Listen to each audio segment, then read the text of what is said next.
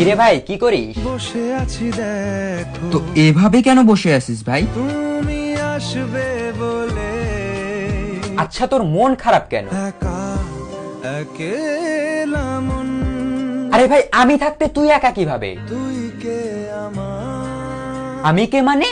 আমাকে তুই ভুলে গেলি? না রে না, ভাই তুই কি তোর লাইফে ভালোভাবে বাঁচতে চাস না? বেঁচে থেকে লাভ কি বল, বেঁচে থেকে লাভ কি মানে?